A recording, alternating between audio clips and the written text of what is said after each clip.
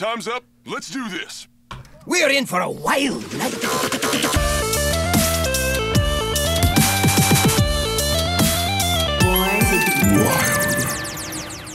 Welcome, everyone, to episode 191 of Born to be Wild, a wild and wild adjacent Hearthstone podcast where we talk about the wild and wild adjacent format of Hearthstone, and we have fun hanging out with friends and spotlighting members of the wild community. I'm your host, ElectricSheepCity.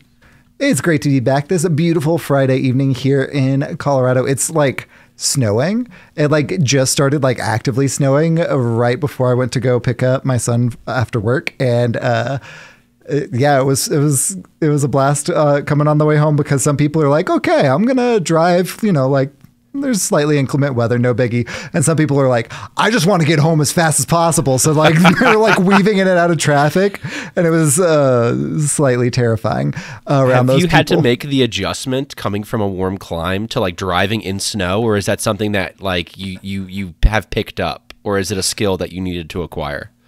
So growing up, I grew up I learned how to drive in the Austin area, right? It, would rain a fair amount, and that's not something people here have to deal with a whole lot, but it honestly is pretty similar to snow. Yeah, it makes sense. And my tires were completely bald when I learned how to drive, because I did not know that you should like replace those if that's a thing right when you get your car. So anytime it would rain, I would like hydroplane all over the place. Oh yeah. So I learned how to drive on ice essentially. Yeah, so I kind of know how to decently drive on that kind of stuff. The real answer is no one can drive on it, and you just like point in the right direction and don't slam on your brakes or the or the gas, and you just like white knuckle it. We're gonna recover. Just steer into the skid, keep your tires in the direction you want, and it'll be all fine, right? Just go 25. I mean, kind of, yeah. So, as you can tell, I'm joined tonight by one of my favorite people, Schmoopydaddy. How's it going, Schmoopster? Air horns. Yeah, no, it's going okay. I got a little bit of a cold. Another gift from Schmoopy. Thank you for bringing this home from preschool, along with all the, or not preschool, it's kindergartner now. Not only all the like the art and stuff, but also like the sickness. Thank you. No, but it's great, and we are still snowy here, but keeps warming up. It keeps melting. I feel like we're towards the end of winter because the rodent said so. So I'm gonna just hope that that's the case. Yes. Yeah. I had to ask the question because I know some people in the South like they have no idea how to drive in snow. So like especially around like military bases. Like you see like cars strewn across because like they have no idea that like, oh, I can't go 65 in a snowstorm, really? What? Shocking revelation. So yeah, no, I had to know. It's just like, does sheep know? But like you down in Texas, you have like big ditches on the side of the road though, right? Like that's not necessarily an issue, I imagine, in Colorado as far as drainage goes, because one time it did snow in Texas, and the one person I know in Texas, Tulio P, did post a picture on Discord once of him like spinning out into a Texan ditch because of like 4 inches of snow. He's like, it wasn't my fault, and we're all like, ha ha. So anyway, sorry, yeah. I've derailed enough early already. That is A-okay. So for those of you joining us for the first time, welcome aboard. Let me briefly explain how this show works. We record this podcast live every Friday evening at twitch.tv/borntobewildhs. And the video version of this podcast is then posted to YouTube shortly thereafter. Audio versions are also distributed to all of the podcast apps. However you are watching, listening, or absorbing via osmosis this podcast today, thank you. Yes. You. Content plug. Schmoopydaddy. Before we get to the main talk of the show tonight, I'd like to say a quick thank you to Shakunin and the other patrons of our show. Your support means the world to us. And if you enjoyed this content, please like, subscribe, and comment on this video on YouTube. Another simple way to support the show is to leave a review on iTunes, Spotify, Google Podcasts, or your broadcast platform of choice. If you're watching live on Twitch, we've got some awesome emotes that you can unlock by subscribing to the channel. This is free if you use Amazon Prime. There are also emotes you can unlock completely free just for following. Born to be Wild merch. Picture of my wife. Link I'd never read out loud on this section. There's a link to the shop from our main website. Finally, if you'd like to support our show financially, you can join our Patreon for as little as $1 per month. We have a few channels in the Discord that are unlocked by subscribing to Patreon, where you can see the show coming together each week. Check it out. If you'd like to interact with us personally, please join our Discord, a free, amazing online community of friends from all across the world who love talking about Wild Hearthstone. Links to all this stuff and more can be found at our website, which is www.borntobewildhs.com. Sheep, no fair that you are deleting stuff as I'm reading it. I'm Ron Burgundy. You know that if it's on the prompter, I'm going to read it. I'm Ron Sheep City. How was your week, Sheep? My week was pretty kickin' rad, not gonna lie. So, it's been a little while since I've been around these parts. A couple weeks ago I was sick. Then last week, was my wife's birthday. So in between, now and then, first I hit Legend and Twist. Did that first. It probably would have happened the first of the month if I wasn't sick, but I was. So yeah, it didn't happen quite as soon. So got that tied my shoes in Twist. Then I tied my shoes in Standard. Nice. So my third Legend this month, which is my 100th Legend overall, could be in Wild with Holy Wrath Paladin. My very first Legend was with Holy Wrath Paladin, so I knew I had to do it with the same archetype of deck, even though it was a much different build.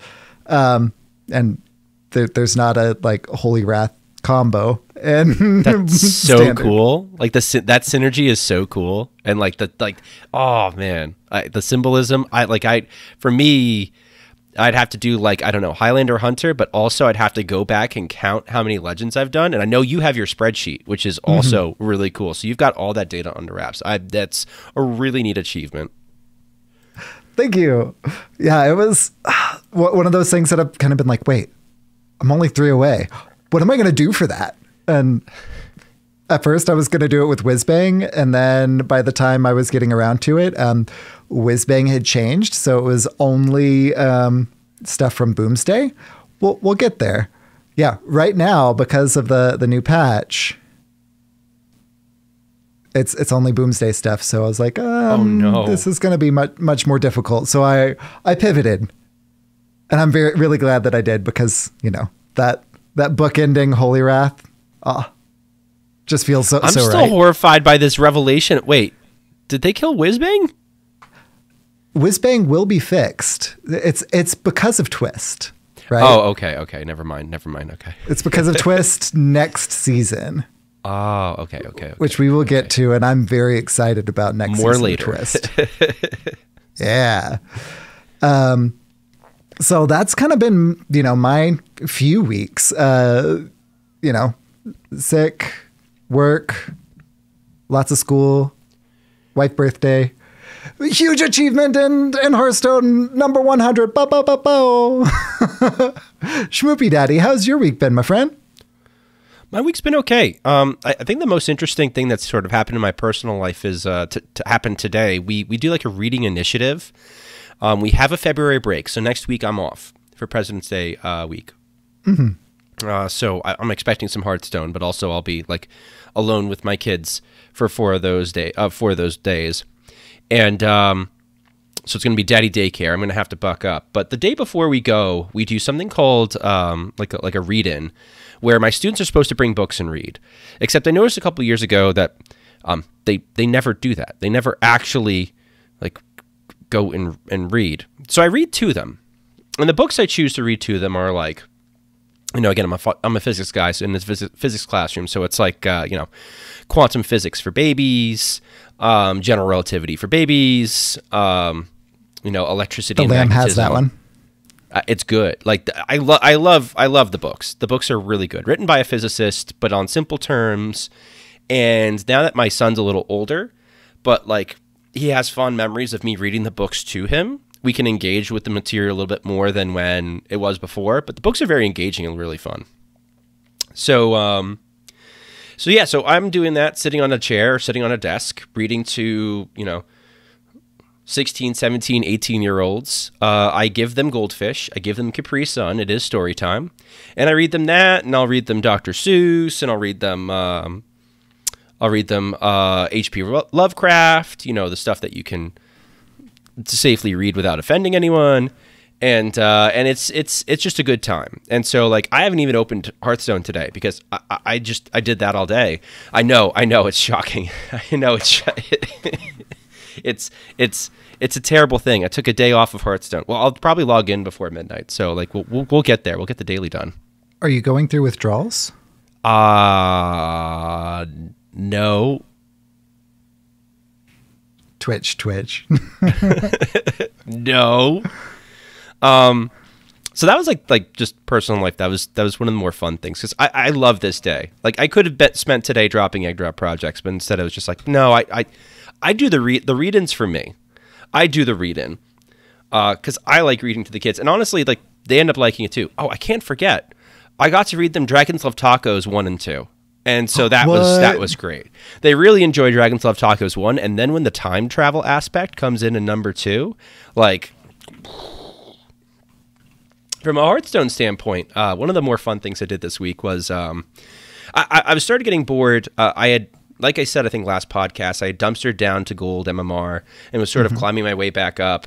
And then all of a sudden, like, oopsie poopsie, it's not the fun gold MMR that I was expecting. It's filled with people who I assume have been banned for botting. So I'm facing against, like, I'm going to say, like, full speed Mine Rogue players. And I actually had somebody, who has HS Premium, like, do a quick search, like, all right, how many decks are running Naval Mines? And it was something like 25% in, like, gold with, like, a 68% win rate. I'm, like, looking at that, I'm like, that seems abnormally high. and so like a bunch of people who got whacked in Wild, I think, are making their way back up. Hopefully legitimately this time. Hopefully they continue to be legitimate, but I'm going to be real with you. I still saw some even shaman bots on the way up. So like I think some people are just going to be like, and try to do the same thing over again.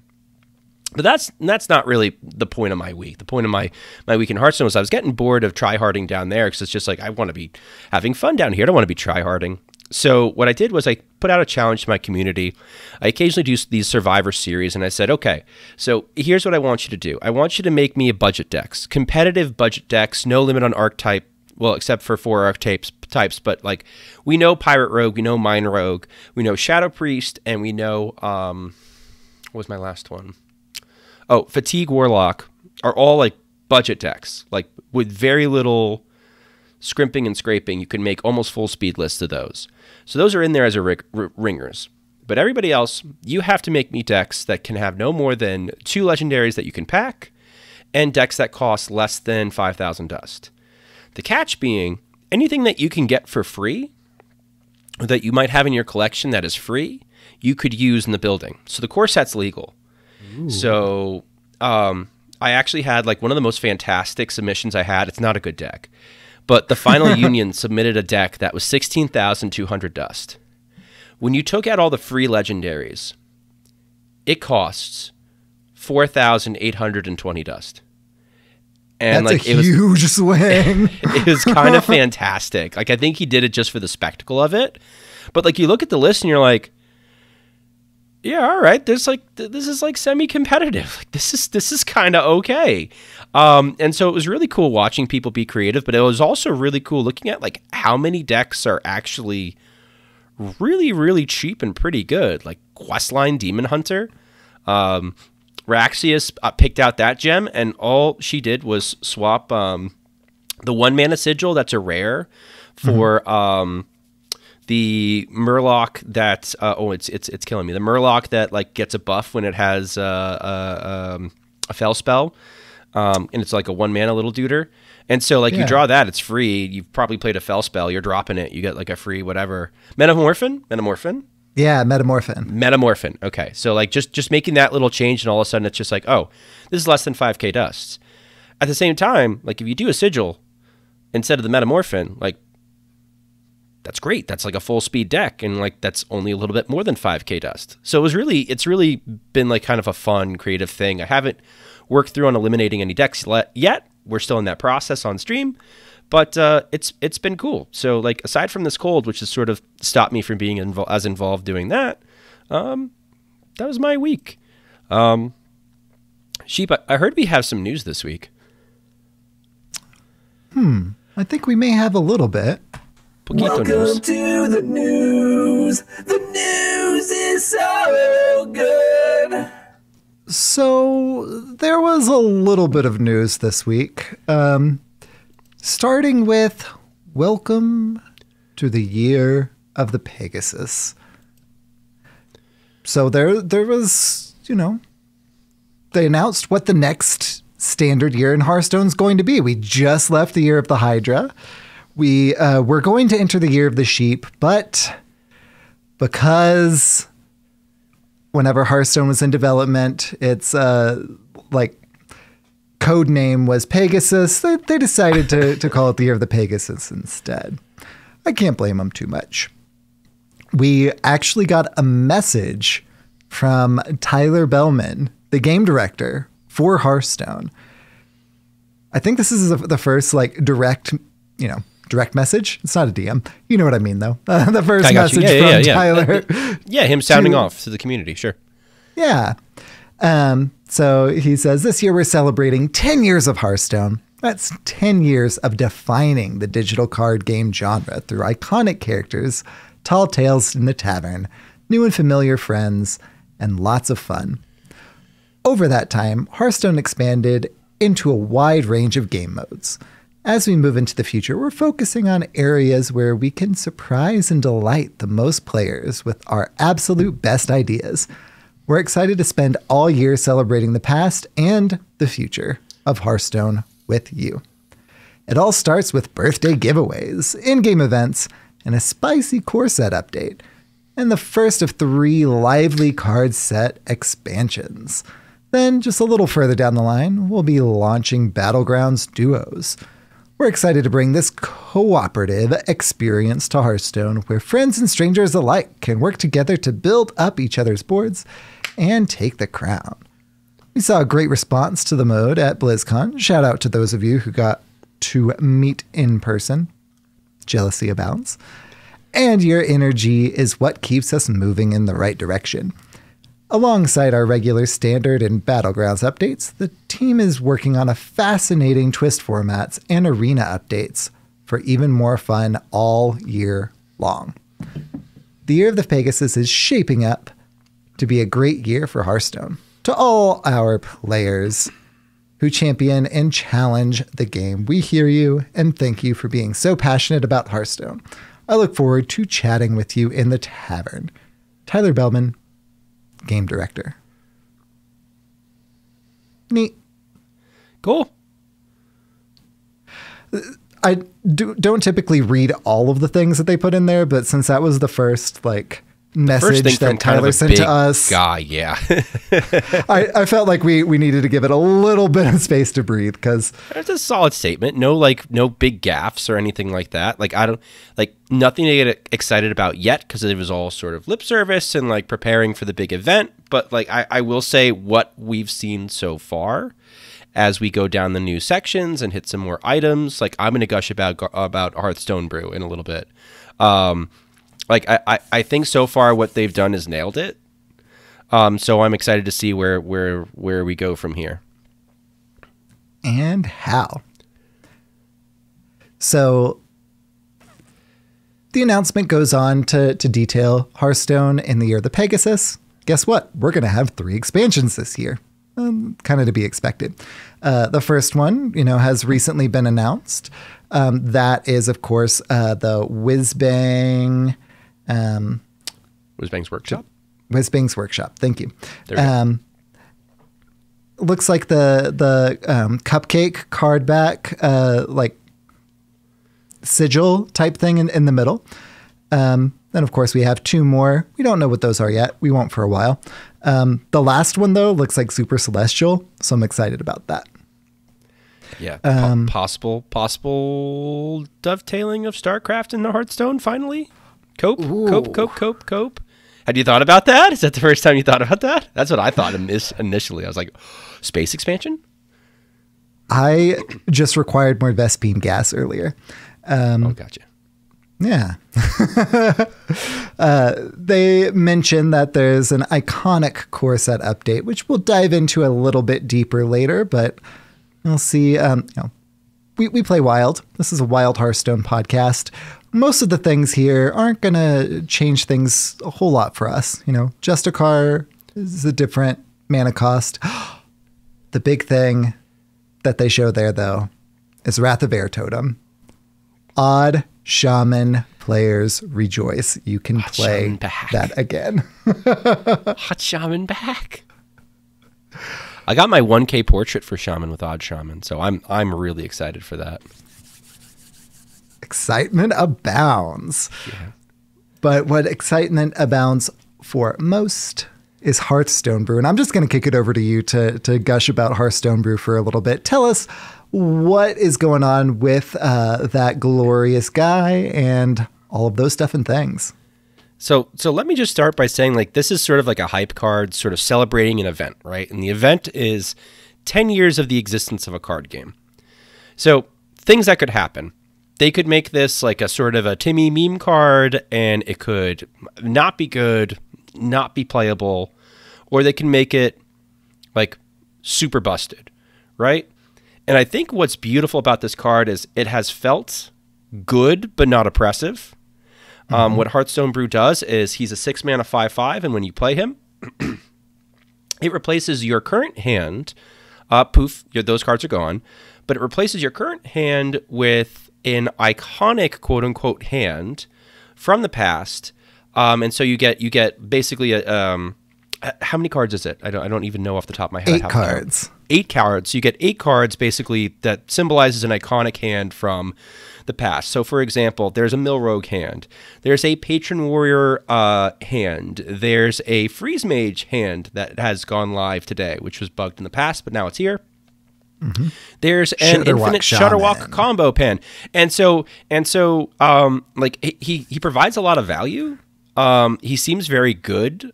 When I've seen people play him in Standard, they've been pretty happy with playing him. In Wild, the applications I've seen him in so far are even Shaman and Miracle Rogue. Miracle Rogue, it kind of works because it's sort of the same slot as like Fizzle, Zeph, but like sometimes Fizzle is sometimes Zeph isn't active. Fizzle is an uber dead card for a long time. But Hearth, just kind of like, you never have a ton of cards in your hand, and then you drop Hearth, and all of a sudden, like, poof, now there's cards. And I'll give some credit to Raxius. She just put out a tweet, basically. She got up to 406 with Miracle Rogue with Hearth in it. And she's like, well, like, sometimes you just cheat him out on 4 or 5, and he provides really good value. And you're still drawing other cards from your deck, which is neat. So, like, he's good there. But what I really like about this guy is not only is it a strong card so far, and not only is it seemingly pretty well balanced, sweet intro, everything looks good there, but he's got a very special text, and the text says once per game. So playing Hearth, and then let's say like playing Shutterwalk, doesn't mean that your hand then gets replaced by Hearthstone Brew again. It's only once per game. And I think the existence of this text is very, very handy and is getting trial run right now to possibly fix some of Wild's ails. Sheep, can you think of some of Wild's ails that could possibly benefit from a once per game tag? I'm trying to think of one, but I just have some sort of mental block keeping me from doing so. It's kind of almost icy, that block. Yeah. Yeah, I hear you. I hear you. Also, I shudder to think of any options that could possibly use this tag. You know, my pet macaw also has issues thinking about it as well. Like, there are some problems in Hearthstone Wild Hearthstone in particular, that would love a once per game tag. And so if this works well, and it does seem to be looking fine, like bouncing Hearthstone Brew does nothing, you're just going to make another 6 mana 5/5, or if it's Grumble, a 1 mana 5/5, like good tempo, great. But, you know, it's just the fact that the battle cry isn't repeated, and the fact that all the hands are known. Once your opponent plays one card, there's no card that's repeated amongst any of the hands. Once your opponent plays one card, you know exactly what they have, and you kind of know what to play around, which I think is also a unique, kind of cool little, you know, way the card is designed. So I love this. I'm so happy that this is the first kickoff and celebration of 10 years of Hearthstone, because I think it's a really well done card, and I think the devs should, you know, get a nice golf clap for having made it, because we often complain when they get things right, but I'd like to celebrate like when they get things right. And they completely nailed it, like you said. Yeah. Once per game, especially with Shudderwalk being one of the options, it's perfect. Completely perfect. Yeah, that's the thing. Like it's like, it's okay to get in Wild. And again, like if you're playing even Shaman and like you're gassing out turn 6 anyway, you drop this, you're like, oh, this is fun. Like it's fair, it's strong, but sometimes you don't want to delete your hand and get like Mill Rogue. Like, no, thank you. So there is a trade-off to it too, and it is decent. Absolutely. Well, also decent are the in-game anniversary rewards that are coming February 27th to March 19th. There's going to be an in-game event. On top of Hearthstone Brew, we got some gifts. They're called gifts. Yep. Each card is a 1 mana discover between one of 3 cards that are very specific for each class, and kind of highlights the different strengths of those classes. So starting in February 27th, you can actually earn those gifts in gold as well. And if you complete the in-game event, there's also a special birthday coin, which looks pretty cool too. I don't know if it's going to take me away from Cat Coin, but I might throw it in there for like the, you know, celebrating 10 years of Hearthstone. I'm still going to come back to Cat Coin though.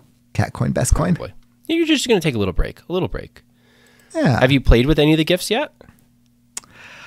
I have whenever I've discovered them. I haven't like hard run any of them in any of my decks yet though. Oh, because there's one that's busted right now. Ooh, which one is that? So Wild Hearthstone streamer, and generally one of the young high legend guys that streams regularly these days, KVLT, has been working and playing with Maxibon, playing like this APM heavy Radiant Elemental cycle a deck, and like, you know, you're playing Sister Slavana and like discovering stuff and kind of trying to figure out like lethal turns from there, typically using Pendant of Earth. However, since Pendant of Earth got nerfed, they've sort of gone away from that entirely. But we got Anduin's Gift. And what these gifts do, again, you play a 1 mana spell and it gives you a temporary copy of the spell that you're discovering. So you would get a temporary copy of, in this case for Priest, it's either a 1 mana Power Word Shield, a 2 mana Power Word, whatever one destroys a 3 or less attack minion, or a 9 mana Mind Control.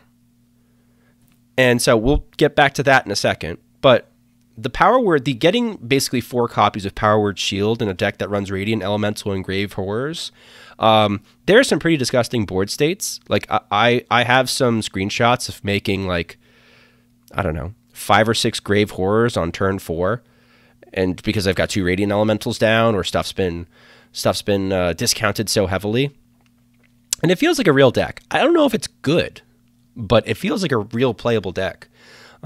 So keep an eye on that. The gifts are going to get there. And not only that, the Druid gift in particular is interesting because it provides you a 2 mana Wild Growth. Now, in-game, the in-game version of Wild Growth is still 3 mana. But we've almost had it confirmed sort of tongue-in-cheek, wink-wink, nod-nod by some of the devs that, yeah, there are some wild reverts coming. And so these gifts actually might be previewing some of the things that are going to get reverted for us in Wild. Especially because, like, we know the core set rework, the Druid is losing Wild Growth in Standard. Of course, we play Wild, we're still going to have that growth. It is our growth after all. We already have 2 mana Wild Growth. It's just on a 1/1 dragon stick. Or well, right, for a standard, sure, but in Wild, we have from the Caverns, we have the 2 mana Wild Growth, or draw a card, right? And so this is like, is another Wild Growth going to break the game? Probably not.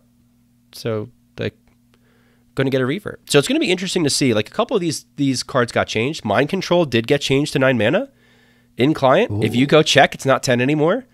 Nerf to Spiteful Summoner, but it isn't 10 mana anymore. And so, like, that's worth keeping track of. It's like, wait, what cards did they change to make these gifts? 3 mana swipe, right? And so we'll take a look at those. That's cool. Yeah, buddy. Then on March 11th, Hearthstone's official anniversary, there will actually be a legendary quest where you can earn the 10-year anniversary card back, which looks really cool. It looks almost like the old, I always want to call it a Tavern Brawl, but that's not what it is. The one where I know what you mean. Yeah. The thing that you can't do anymore, Fireside Gathering. The Fireside Gathering card back, but it's got like a really cool like 10 at the bottom with the little almost like olive branch, olive leaf, and then the really embellished, embossed Hearthstone logo in the middle. It looks really cool. It doesn't look like a weird lion. Yeah. It's a way better implementation of that. That was what, the Blizzard. But it looks like a classy like 10-year celebration card back. Like, yeah, I'd wear that. I'd use that for a year. Sure. Yeah. Absolutely. Well, what I'm most excited for in this entire blog post is the Twist announcement. So this is the announcement of the March format of Twist, and I'm going to play Twist every single day in March. Why wouldn't you? I mean, you know, if it's the same thing all month, then whatever. But this, you know, coming March, we're taking a walk through Hearthstone's history. So on March 1, you'll only be able to play with Legacy. On March 2, they add the first infusion of cards. Nax is coming out. So Curse of Naxxramas is added. On March 3rd, Goblins versus Gnomes.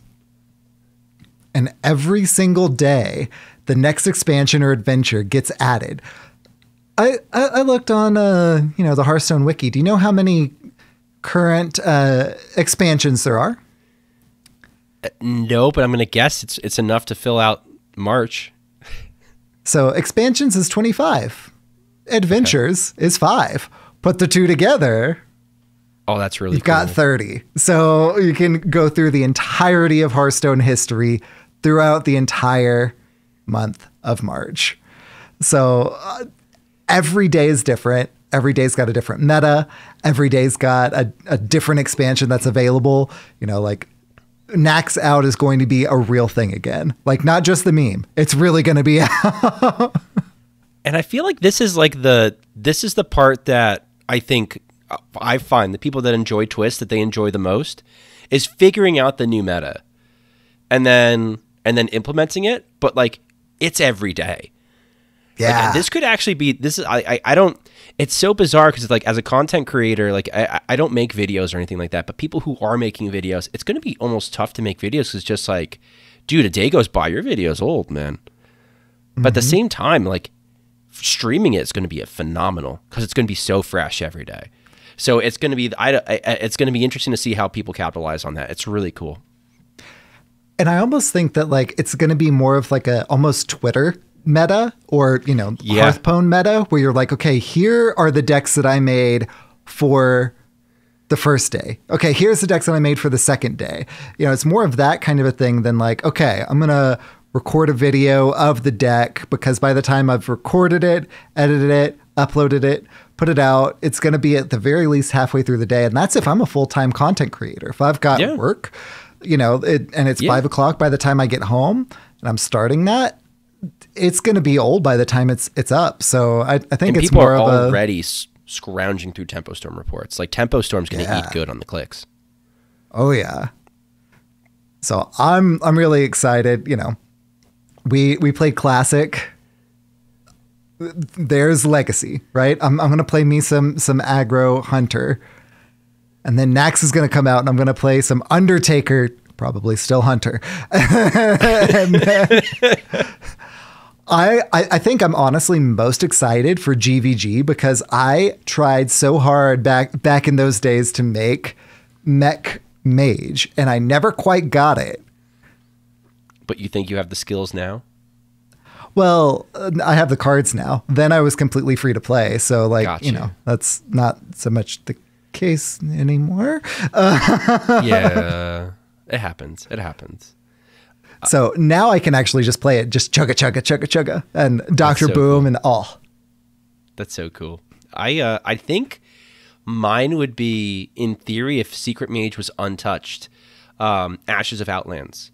But that being said, Secret Mage has been nerfed to the point where I don't even know if it'd be playable in Ashes of Outlands meta. So I guess I'm just going to go with like whatever's, not nerfed for Odd Demon Hunter and see if I'm any better at Odd Demon Hunter. Like, this is going to be cool. And again, like, what I always hoped that Classic was going to become was like a time machine where it's like every month you're stopping off in a different meta. Because for someone like me, I came in right at the end of Boomsday. Looking at it, it's like roughly right in the middle of Hearthstone's existence. There's an entire half a history of the game that I just never experienced. And this is an opportunity for me to actually experience it organically as it happens. And now, some stuff is nerfed and it's not quite the same. Like, we're not going to have like Dark Glare was in what expansion was Skullomance, right? But at the same time, like, what if what if it's still playable? Like, there's going to be some, like, I'm a better player now. Like, I can play Dark Glare. It's going to be cool. It's going to be cool. Excitement abounds. I'm going to be eating so good in March. The hits just keep on coming. Speaking of hits, on March 11th, Hearthstone's 10th year anniversary, they're starting to release on streaming platforms Music from the Tavern album anniversary picks with over 30 Hearthstone in-game tracks. There will be 2 more Hearthstone Music from the Tavern releases later this year, including songs from the anniversary picks and more. Look for all 3 Music from the Tavern albums on Spotify, Apple Music, YouTube, and more when they launch. Unfortunately, I did ask, and at least right now, we're not going to see physical releases of these, so I'm not going to be able to pop it on my turntable. And I know. But, if there's enough call for it, and, maybe we can get a vinyl pressing or 3, since there are going to be 3 of them. Huh? Blizzard, please.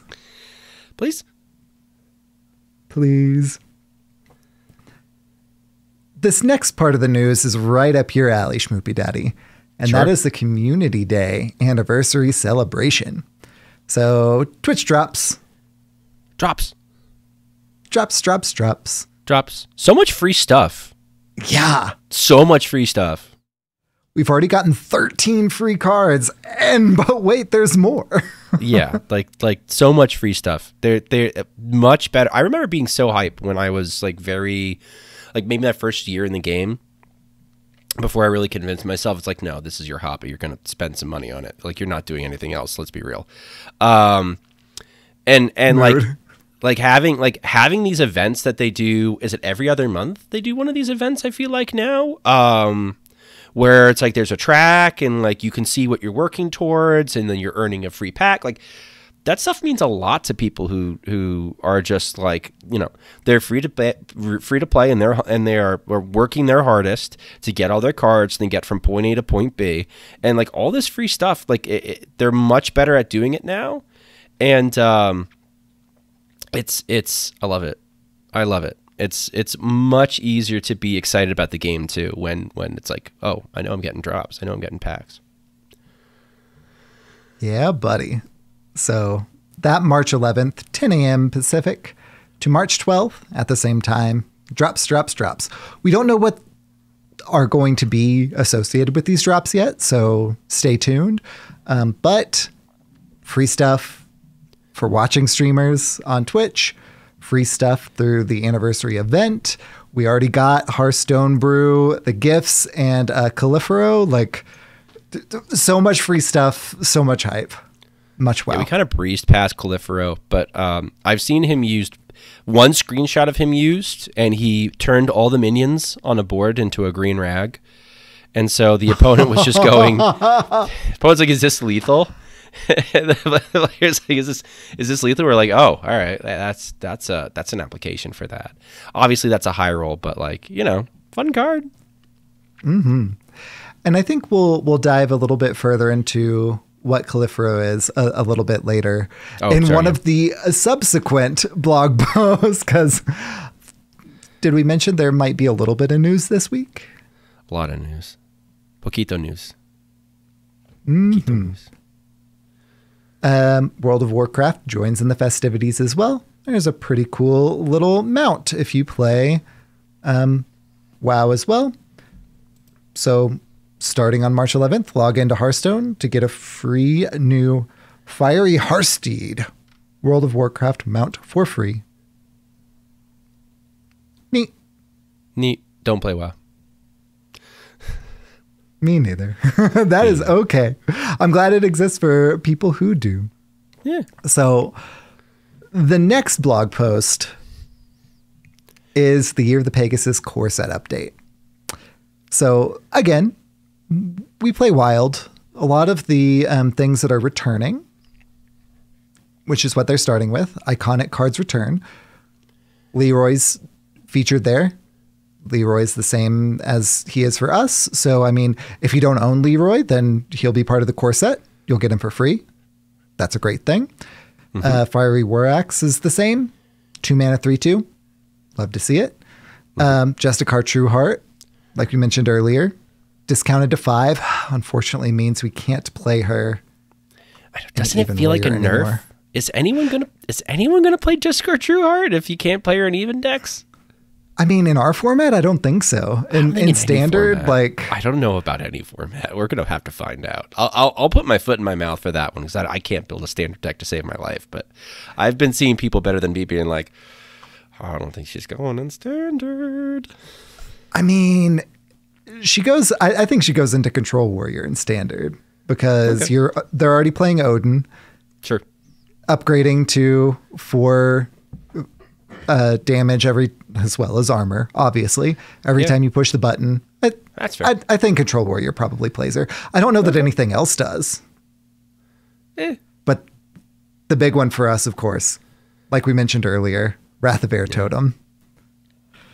I'm so excited. Also a stealth nerf to Even Shaman? Yeah, that's a really good point because Strength Totem is the one that's rotating out. And Strength Totem was low-key fantastic for that deck. It's kind of like one of the best totems because like all of a sudden your totems can actually attack instead of sort of sitting there inertly while you're waiting for buffs. And not only that, I don't know if you've ever done a Wrath of Air Totem with Jam Session yet. Oh. Because bots find that out. That's not always the greatest thing. Because now just in case you're not putting together the interaction at home, like if you've got a bunch of 2 health totems on board and you play Jam Session with Wrath of Air Totem up, you're doing 2 AoE to everything. So you're also wiping out your board when you play your jam session. So this makes a couple of pattern of plays. Like it's been all gravy for Even Shaman for a long time. They keep getting like little, upgrades here or there. This is actually, in a very sort of sneaky way, does sort of slow them down and does sort of change how you think about the deck. I might put Crackles back in here. Yeah, Maybe. it feels weird, but I think I might too. Or like the what was the 2-mana thing we used to do? The Maelstrom Portal? Like maybe you think about Maelstrom Portal for the mirror. Maybe, but like how good is modern Maelstrom Portal in the modern meta? Like it doesn't really, I don't know. It definitely changes it, and I think it's sort of a stealth nerf at the moment, which is cool because we get to play Odd Shaman now. So like, yeah. That's what I'm most excited about. Odd Shaman is actually going to be playable again. Because right now, why would you ever do it? Like the payoffs are like spell damage. We can't roll Wrath of Air Totem until Corset changes things for us. I'll admit I did do it when Snowfall Guardian was 5 and won my 2 games. So there was that. But no, there's no courage. Nothing's worth unless you're going to be like, okay, taunt totem every turn ends it. No, this is cool. This is cool. What are the other friendly new faces? So, Warcraft Rumble has inspired some cards that are also coming in with the core set. So I played just enough Warcraft Rumble to get my card back and then uninstalled because I really enjoyed it, but I don't have the time to get into another game. Hearthstone is my one and only hobby too. So featured in the blog post are Nomalia, SAFE Pilot, Warsong Grunt, Night Elf Huntress, and Footmen. So Nomalia is a legendary 6-mana 4/2 with Rush and also damages minions next to whomever this attacks. Death Rattle, deal 2 damage to all enemies. Not enemy minions, all enemies. Yeah. The others seem decent too, but Nomalia is the crowning jewel of this kind of package of cards. I could see the taunt being obnoxious in Arena. Yeah. It's like surrounding enemies surrounding units don't take damage or something like that. Like that's gonna be So it's a 4-mana 2/5 taunt. Adjacent minions are immune while attacking. Okay. All right. That's gonna be obnoxious in Arena. That's gonna be like, free trades in Arena are just And anytime there's a more board-based meta, which probably won't be a thing in either standard or wild for a little while. Being able to just trade for free is going to be so worthwhile. So like you said, Arena is where we're going to see this most immediately. But if standard or us, in wild gets a board-based meta, then I can easily see us jamming Footman into that as well. Did you ever drop that in Even Shaman? For the mirror? Maybe for the mirror. I feel like if we're doing anything for the mirror and Even Shaman, it's going to be more that Maelstrom Portal than Footman. Yeah, because we're kind of getting to a point where Even Shaman is getting closer and closer to like a perfect 30, whereas like in Nathria it was like, well, you've got 24 good cards, and so I could get away with putting in like goofy stuff like an ETC and like fun pet cards and whatnot. But no, I'm just curious. I was just like, well, if we care about trades, I can think of one matchup where trading matters. The mirror. The mirror. Literally trade until you can go face. Yeah. I'm not going to count it out. Maybe that does end up happening. I wouldn't put money on it, but I wouldn't either. This core set has also introduced a new keyword, and that is elusive. So we already had things like evasive worm, which is the one that they highlight here, has rush, divine shield, and before it said cannot be damaged by or cannot be targeted by spells or hero powers. that is now called elusive. So Evasive Rare now says Rush, Divine Shield, and elusive. Cool. It's a really common phenomenon, especially in Twist this season. Now it's going to have the keyword. Neat. Good. And they've also done, I guess, well, I don't know if it's later down, but they've also, I guess, started to make text on Hearthstone cards a little bit more consistent. For like, the one that comes to mind for me is Oaken Summons is going to say recruit, not summon. So even though it's very clearly the recruit mechanic, like there's no functional difference, but they're saying, all right. And I've said this before on Discord. No sane lawyer is ever going to take a case where they have to defend Hearthstone card language consistency. It's just they just can't do it, right? You just can't do it. That being said, if they're starting to take steps now to line it up and be more consistent across the board, you're going to make a lot of people on Twitter happy that are like pet peeves for this because they're card game nerds and they're like, I'm actually. And not like, and it's hard to do, right? Because this happens in Magic all the time, where they talk about like, well, they could have just worded it this way. But like, there are some eras of cards that are harder to read than others because you're just like, I don't know what they were doing when they were writing this card. This is impossible to figure out how it works functionally. So like, this is not an easy thing to do. It's a different skill set than designing the card itself. It's actually wording it to do what you want it to do and then localizing it. So, good, cool. This is actually, I think, a bigger deal than it looks for like quality of life for a lot of people. Absolutely agreed.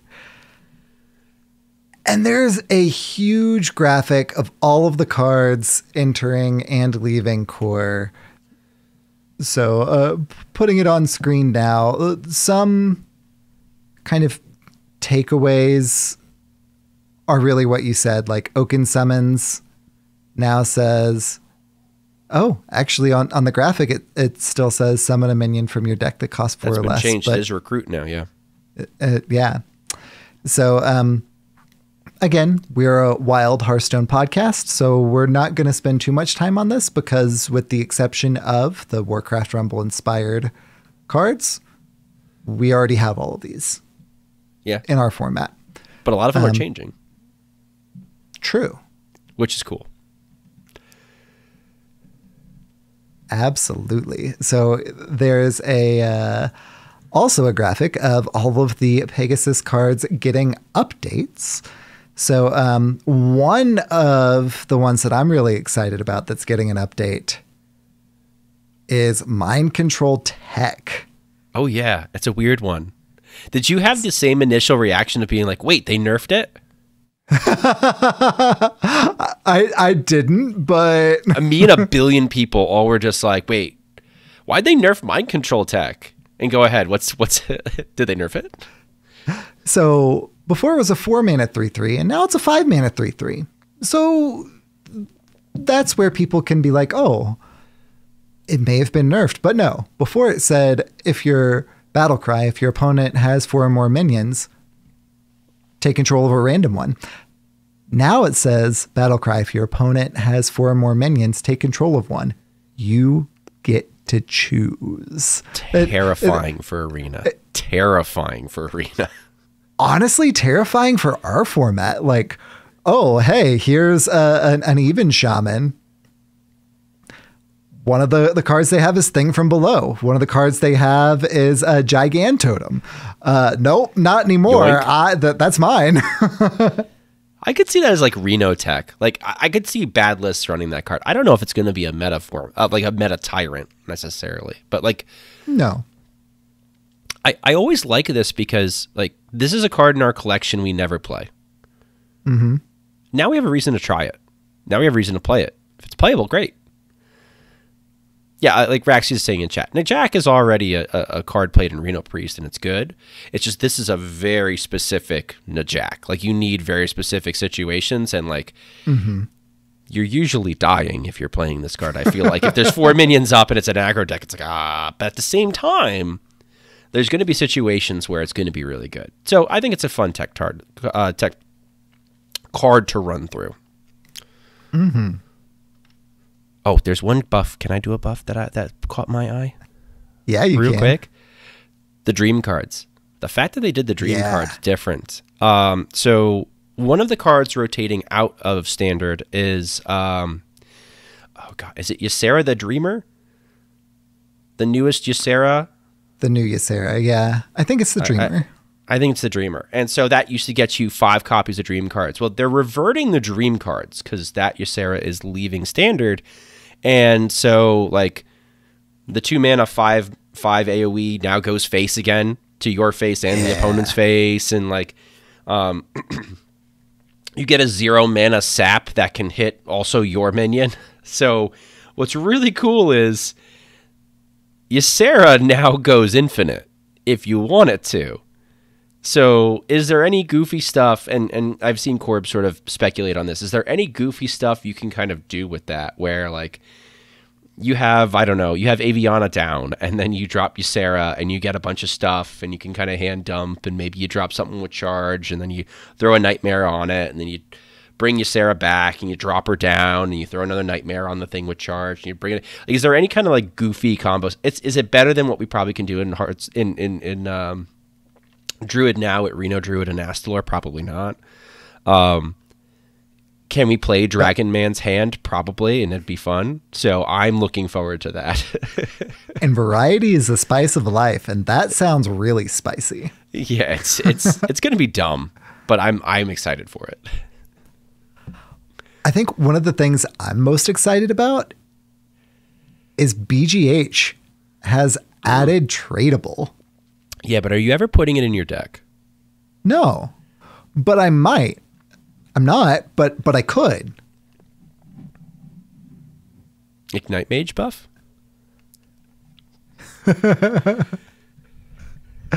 Anyway, moving on.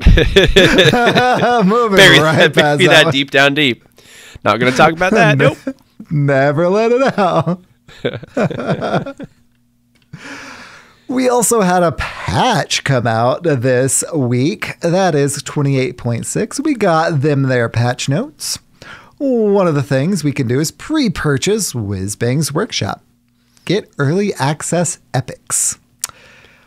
This is kind of a contentious topic. And that is these early access epics. So Corridor Sleeper.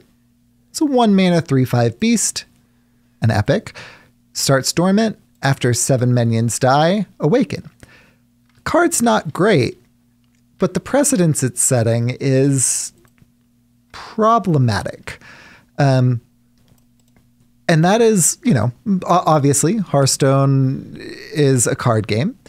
So there's always been some sort of accusations levied about it being pay to win because people who open more card packs get more of a collection, etc. But this is the first time that there's been a complete just availability to even have access to a card paywalled like this. Right. And while I was going to be pre-ordering regardless, and this doesn't affect me negatively, the precedence of that pay to win accusation being, potentially having teeth now, it ain't great. No. So initially I saw a Reddit post on this and I was going to make fun of the person because it's a bad card. It's not good. It's not good. I think I've had it played against me once, and the only reason why it actually got any value is because it was against like an XL Reno Priest. It was randomly generated, and I was playing like Unseal the Vault Hunter. So like I had like a billion little tokens just dying left and right, and I'm like, I'm gonna get soloed by Corridor Sleeper. I am not staying in this game one moment longer. But it's not a good card. It's not a 5/5. It doesn't cost 0.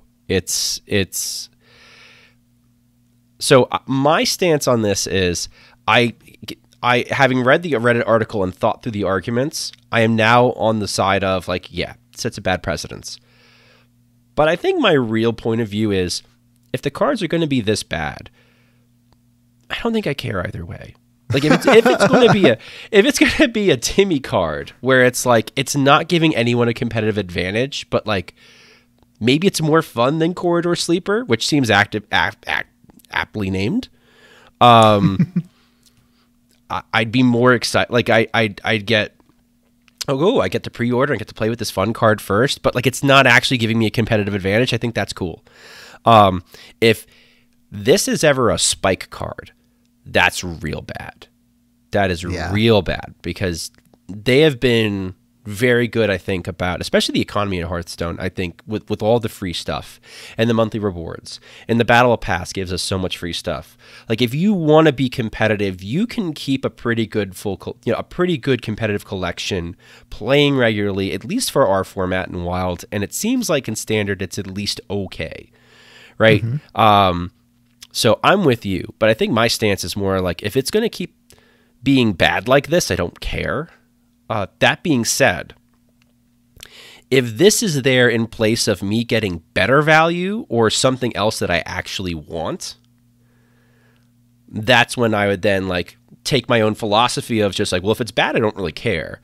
Well, then take my own philosophy is like, if it's going to continue to be Corridor Sleeper after Corridor Sleeper, I'm going to start getting annoyed that, like, why am I prepaying for this? This sucks.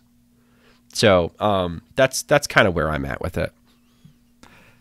Honestly, the biggest kind of boon that I can see for getting these Corridor Sleepers is that now we're not going to pack them because we've already got them. And so that means that we can get better epics from our packs. the best part. So I already pre-ordered the tiny bundle because I had like a $10 coupon from like, oh, if you get a bundle of this size or larger from like the Google Play Store. So it's just like, okay, great. I'll pre-order the little one. Like, I'll treat myself a little bit. Good job, Schmoopydaddy.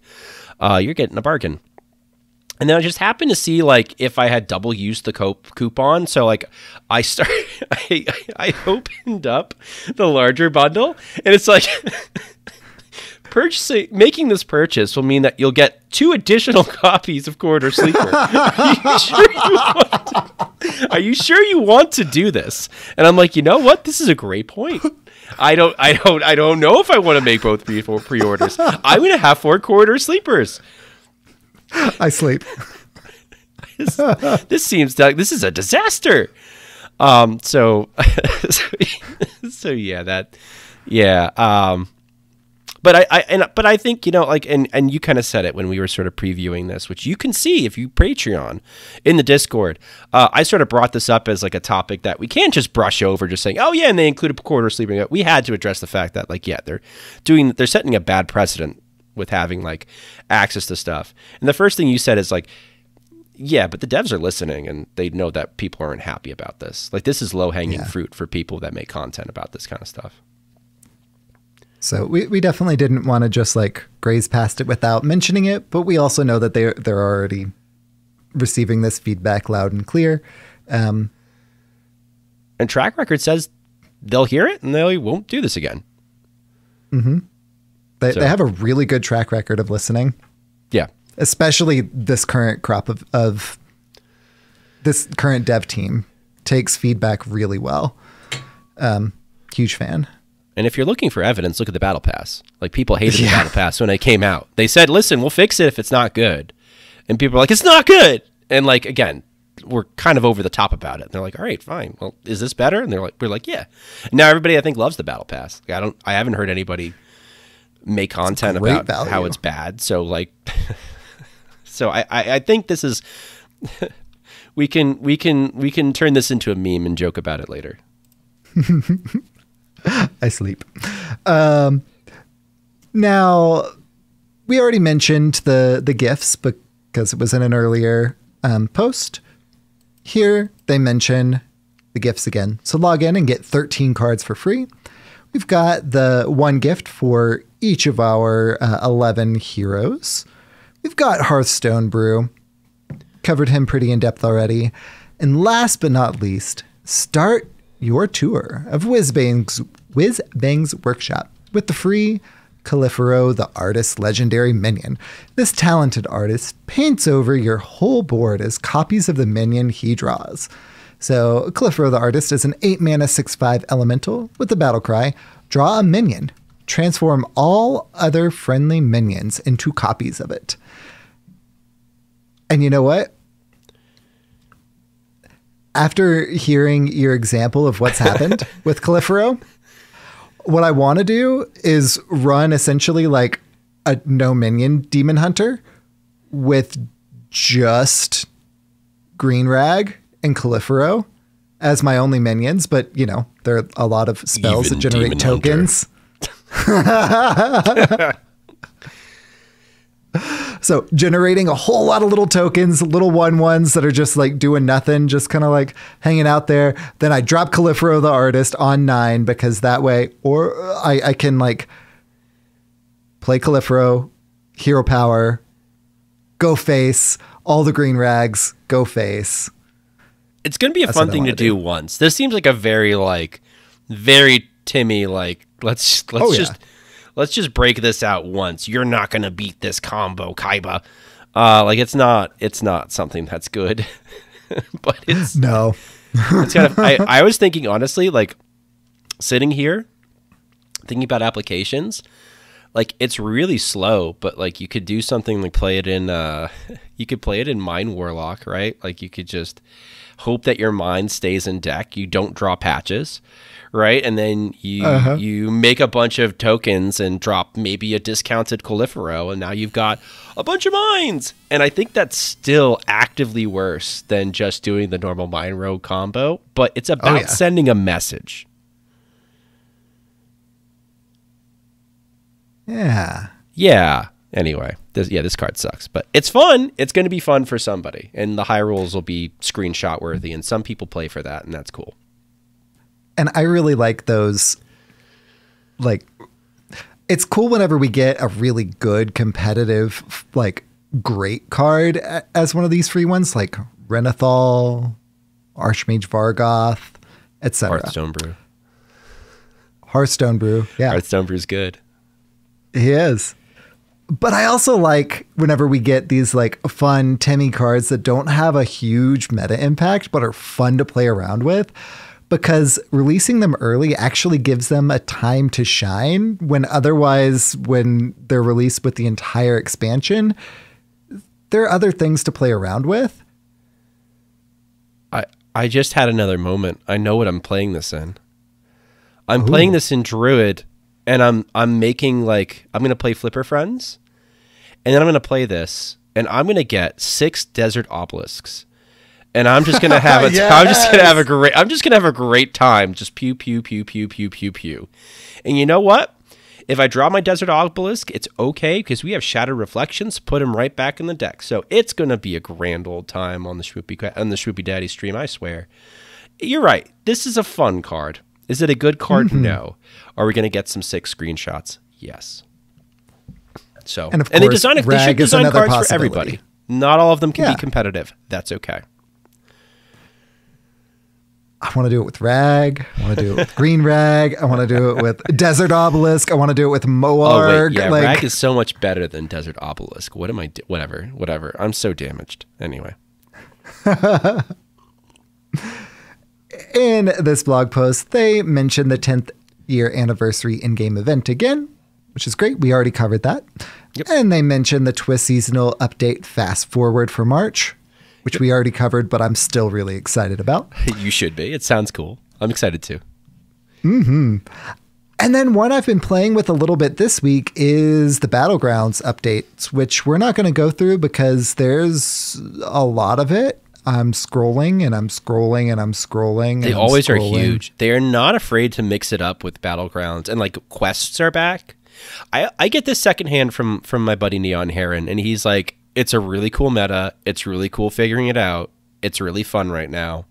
Because like spells and quests, and there isn't a very clear push strategy by his estimation. So like if you want to try BGs, if you like BGs casual, apparently it's the nuts right now. Give it a shot. It's fun. Yeah, and this is their kind of standard like mid-season update for Battlegrounds. I haven't quite finished my battle pass for Battlegrounds. I used to buy all of the stuff in Battlegrounds too. I don't do that anymore. I finally skipped one, and once you rip that Band-Aid off, I'm no longer a completionist there. You're free. I'm you're free. Yeah. That said, I still get the battle pass because like I still enjoy playing Battlegrounds, and having the 2 additional heroes to choose from is really impactful. It impacts my enjoyment of the mode, which I really enjoy. That said, this is the mid-season update. There's a whole lot of new stuff, a whole lot of new ways to play around with that format if you enjoy that thing, which I do. And then there, as well as part of the 28.6 patch notes, there is a whole long list of bug fixes and game improvements, which is good too. And now the moment we've all been waiting for, and that is... Oh, you gonna play the trailer? Oh, I'm not gonna play the trailer, but the trailer is there as part of announcing Whizbang's Workshop Hearthstone's next expansion. So the expansion we've been talking about around through. This is the official announcement blog post as well. So Cora, I think, is the lead designer for this set. The last one that she was the lead designer for was Castle Nathria, which was fantastic. I really enjoyed that expansion. And strong. Like, if you've ever taken a look at just sort of like going back through and seeing how many Castle of Nathria cards were eventually touched for being like, we made it die. Like, we like that as wild players. We like the high power level. Oh yeah, right. Like we like the Astalor, and we like the Daddy D's, and we like the rogue locations. Like, we like the high powered stuff, and everything being like pretty good, and there being last time in what, like, aside from like a couple of a couple feud stakes, we're going to ignore Big Rogue, right? We're going to just ignore that for a minute. We're going to shove that deep. And that was fixed pretty quick too. That was fixed quick. Nathria meta was great and fun and varied and very good. And like in my even DK, I still play Murlockula, right? Yep. Yep. I still play Sylvanas. Yep. So there are a lot of great cards that came from that, and I'm very excited to play with some miniature cards this go around as well. Miniaturize is a new keyword. Some of Whizbang's creations come with their own fun-sized copy. Whenever you play a card with Miniaturize, you get a 1-mana 1/1 copy added to your hand. Play the mini version right away for tempo, or save it for a cheap, powerful effect when the time is just right. One of the examples in the announcement video was like a Sunkeeper Tarum, which looked really cool too. Something that I think you're going to enjoy that I have seen revealed someplace, I don't know if it was from the video or whatnot, was a Paladin minion, 3-mana 3/2 Rush Lifesteal, Miniaturize. And so I know you're a hand buff enjoyer. I'm a hand buff enjoyer. Having a 3-mana OG Ziliax, I mean, you're not attaching it to anything, right? Like, you're just playing it for tempo, but having that buffed, Rush Lifesteal in that deck, and then also having a 1/1 copy that can just sort of sit in hand and hang out, not change your hand size, and also accrue buffs, that's really cool. So, like, I think this is going to be a really neat, what is it, the Tigress plushie? Yeah, Tigress plushie. I think that's going to be a really cool keyword. And I think it's also going to be really neat on cards with... It's going to be neat to see if they ever put it on cards with Battle Cry for that specific reason of just like, okay, well, let's be tactical. You're specifically playing the second card for the Battle Cry effect itself, not the stats, in 90% of the time. So that's going to be really interesting to see how people take advantage of that. And that's going to make for some interesting play, I think. And honestly, that's what I'm really excited about Toy Captain Tarum as well. So 5-mana 3/7 Miniaturize, Taunt, Battle Cry, Set a minion's attack and health equal to this minion's. Equal to this minion's. So the initial one is a 5 mana 3/7. You can set another minion to 3/7. Miniaturize. That's a 1 mana 1/1. You can use that aggressively. Oh, what a nice green rag you have. Now it's a 1/1. Yeah. And like, keep an eye. Like, is this a keyword that's going to get nerfed? Like, are they going to have to like, but you can't play it until blah, blah, blah, blah. Like, I'm interested to see how this plays out on the grand scheme of things, because you start mana cheating stuff and effects, like funny things happen, and this sounds like high impact. So like, I didn't realize that Cora was the lead designer on Nathria. So I'm like reacting real time. Now I'm looking at every card. I'm being like, is this busted? Is this kind of busted? It looks like at least a fun expansion, if nothing else. Yeah. And honestly, I think so much of this expansion is that kind of celebration of 10 years of Hearthstone, right? Like Toy Captain Tarim. It's a, calling back to Tarim, Sunkeeper Tarim, obviously. We've got Inventor Boom is another one that was announced already. 8 mana 7/7. Battlecry, resurrect 2 friendly mechs that cost 5 or more. They may immediately attack random enemies. Oh, look, that can go Dr. face. Boom's back. Yeah. He's a 7/7. Can go face. Another one of the, because that Inventor Boom is a warrior card. Fireworker is another one of the warrior cards too. Death Rattle, 5 mana 5/5. Death Rattle, summon 2 1/1 boom bots. Warning, bots may explode. The boom bots themselves are the classic boom bots, 1 mana 1/1. Death Rattle, deal 1 to 4 damage to a random enemy. Right, so you drop not Blastmaster, Inventor Boom, resurrect 2 friendly mechs that cost 5 or more. Note that Fireworker is 5, so resurrect those. If they go face, then boom, that's 5 damage. If they trade, then oh look, all of a sudden you get some more boom bots on board. Like it's just that's gonna be bonkers fun. Gotta love boom bots. Everyone loves boom bots, right? Everyone loves a little Hearthstone RNG. And how? So another card that they announced here that is all sorts of nostalgic, but with a really cool new twist, is Ziliax Deluxe 3000. So pictured here is Ziliax Deluxe 3000. No mana cost, no attack or health. While building your deck, customize your very own Ziliax Deluxe 3000.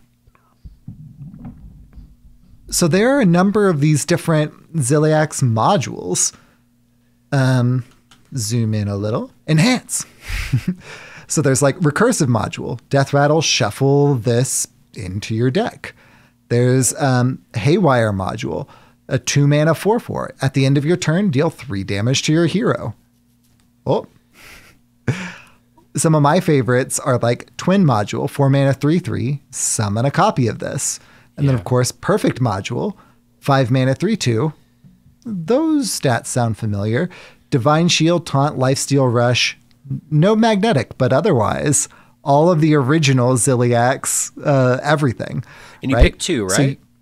So you pick 2 of these, and it combines everything. So, for example, the 2 that I just mentioned is 2 of my favorite, the Twin module and Perfect module. 4 mana and 5 mana, that combines. So that's a 9 mana Ziliax.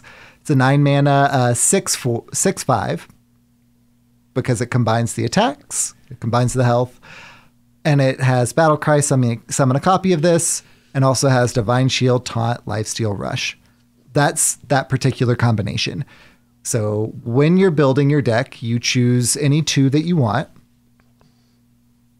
and then that is a Ziliax that's in your deck. You also get to choose the art, which is really cool too. There are a number of different art choices.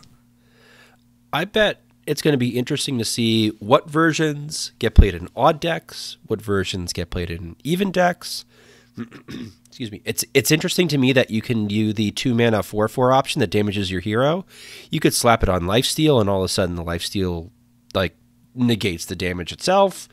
And again, like that Pain Lock might sniff 2 mana 4/4 that deals 3 damage at the end of would that count towards your quest? I'd have to see. I think it does. I think it would, because it's still on your turn, even though it's at the end of your turn. It hasn't changed over yet. So, like, this looks like a Swiss Army knife that people are going to play with. And what's really cool is it looks very flexible. So that's going to be pretty neat. Excitement abounds. And then, of course, Califero the artist, we already mentioned. They're mentioning them again here because Califero is part of the Whizbang's Workshop expansion itself. And then, of course, it mentions the Corridor Sleeper again as well, because that is one of the pre-purchase options there. We also... In the tour store, I go sleeping. Inset reviews, people are weeping. When minions die, I'm getting nearer. You guessed it. Right, I'm Corridor Sleeper. I love that copy pasta because it doesn't rhyme. But, like... It sure doesn't. But it's there. Sorry, continue with the actual serious part of the show. So one thing I'm most excited about is the new Whizbang card, because this wasn't in the initial, whatchamacallit, like announcement, but it's already been announced. I think it was yesterday. So this one is Splendiferous Whizbang. Technically a 4-mana 4/5. We pretty much will never see that, especially in our format, because just like OG Whizbang, start the game with one of Whizbang's experimental decks, is what it calls it in this one. So they go through a few of the different decks. One of them is, this deck is heroic. What does that mean? I don't know. This deck is evil. Cards in this deck transform into random playable cards. That one's mage or neutral. Deck of Discovery. Your deck is filled with cards that discover a druid spell or minion that you can afford to play. And those ones are 0 mana. We've also got Rainbow Deck. This card... Oh, it moved past. This deck has cards from all classes and spell schools. That could be a high roll, but that could also be garbage. Yeah. Deck of Treasures. This deck has 5 duels treasures in it. Okay, so what's the rest of it going to be? Number one. And number two, who's going to know what duels is when it gets erased next month? That's the two things that have people been like bringing up to me. It's just like, but duels is going away. What do you mean? But now we know because they're still in solo adventure, but. Mm-hmm. And now we'll know what that is from Splendiferous Whizbang, right? Right. And Shrunken Deck. This deck only has 20 cards. What are those 20 cards? Only time will tell. Septuplet Deck. This deck has 7 copies of Astral Automaton, which of course is the 1-mana 1/2 mech priest card. Has +1/+1 for each other Astral Automaton you've summoned this game. And Deck of Legends. This deck has 2 copies of legendaries. What all are those? Who knows? It shows King Mukla. So I'm assuming he's going to be one of them, but... It feels very Tavern Brawl-y. Is it going to be like a Tavern Brawl style where it's just like and here's your Tavern Brawl deck on Standard Ladder or Wild Ladder? It's like, And see, I think that the deck is, whenever you roll, for example, the Deck of Legends, this deck has 2 copies of legendaries. I think it's always going to be the same deck, right? Like, I think that the designers made the deck itself, I think. I don't think it's going to be like a Tavern Brawl where it's random. I don't. But it's a lot of these a lot of these options seem random. Like it's just an RNG fest. It's just a hail yog and let's see how we're going. And like some lunatic's gonna take it to legend.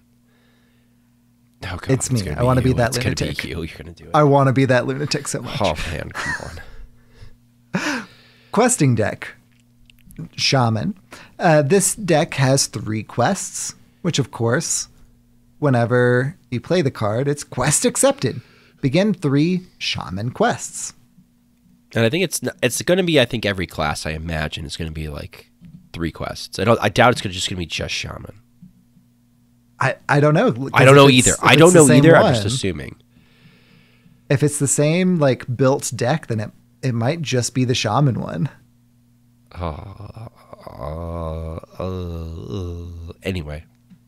Deck of Wishes. This deck contains 3 wishes that give you a perfect card.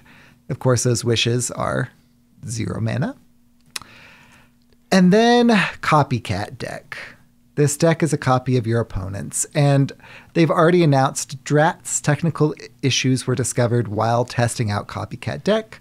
Unfortunately, this specific experimental deck won't be available when Splendiferous Whizbang goes live. The 11 other rule-breaking recipes are unaffected. So, Copycat deck, unfortunately, at the very least at release, will not be in the pool. And friend of the show and listener series, Kay, brought up, like, well, what happens when 2 copycat options play each other? And it's like, you go first. No, you go first. No, you go first. No, you go first. No, you go first. I'm copying you. No, you go first. I'm copying you. Well, I want to see what you're doing. Well, I want to see what you're doing. And so I wonder if it was like, oh, how does this work again? So one of those moments where it's just like, and I would speculate, though I don't know. I would speculate that that's the technical glitch, is if 2 people are playing Splendiferous Whizbang and both roll into the Copycat deck, that it just freaks out. That's my guess, but there may be some other use cases that it freaked out about, you know. Code is weird. Good reason to delay it, honestly. Honestly, yeah. Yeah, I don't know what's going to happen either. Let's figure it out. So that was the news. Do you want to talk about our special topic this week, Schmoopydaddy? Sure. Our special discussion topic this week is the news. That's the discussion topic. We already covered our special discussion topic. Whoa! News. Welcome Look at that. To the news. The news is so good. Special topic. Hooray. Hooray, we did it. All right. Which means sheep.